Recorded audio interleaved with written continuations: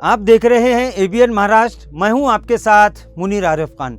नाजरीन, गुज़िश्ता दिन महाराष्ट्र एटीएस और एनआईए की टीम ने महाराष्ट्र के 3 बड़े शहरों पर कार्रवाई करते हुए छापामारी करते हुए 4 नौजवानों को तहकीकात यानी पूछताछ के लिए हिरासत में लिया है।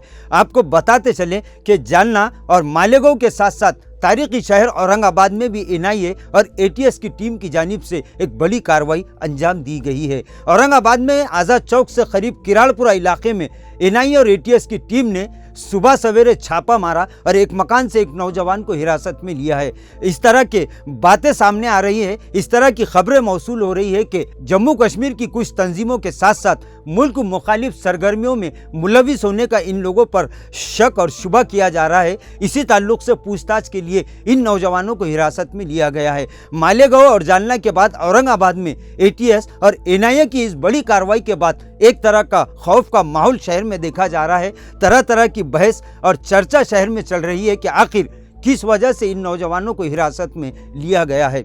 नाजरीन, आज़ाद चौक से करीब एक मकान पर एटीएस और एनआईए की टीम ने छापा मारा और यहां से नौजवान को पूछताछ के लिए हिरासत में लिया जा चुका है। इस नौजवान के भाई से जब इस बारे में जानकारी हासिल करने की कोशिश की गई तो उन्होंने सिर्फ इतना ही बतलाया है कि पुलिस यानी एटीएस और एनआईए की टीम ने इनसे ये कहा है कि इस तरह की कोई मशकूक चीज़ यहाँ से बरामद नहीं हुई, लेकिन फिर भी पूछताछ के लिए इनको हिरासत में लिया जा रहा है। इन लोगों ने यह कहा है कि बहुत जल्द इस मामले में एनआईए और एटीएस की जानिब से खुलासा किया जा सकता है। नाजरीन, महाराष्ट्र के 3 बड़े शहरों में एनआईए और एटीएस की इस कार्रवाई के बाद इस तरह की बातें और इस तरह के चर्चे चल रहे हैं कि क्या कोई बड़ी साजिश से पर्दा उठने वाला है। नाजरीन, एनआईए और एटीएस की टीम ने जालना, औरंगाबाद और मालेगांव में जो कार्रवाई अंजाम दी है, अब इसके बाद महाराष्ट्र की आवाम की निगाहें अब एटीएस और एनआईए की टीम पर लगी हुई है कि आखिर इस बारे में क्या खुलासा किया जा सकता है। वहीं इस तरह की खबरें भी मिल रही है कि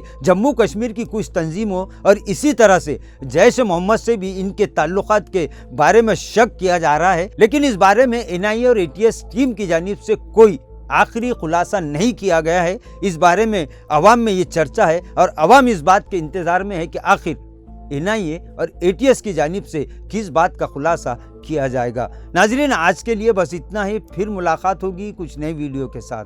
तब तक के लिए हमें इजाज़त दीजिए। अल्लाह हाफिज़।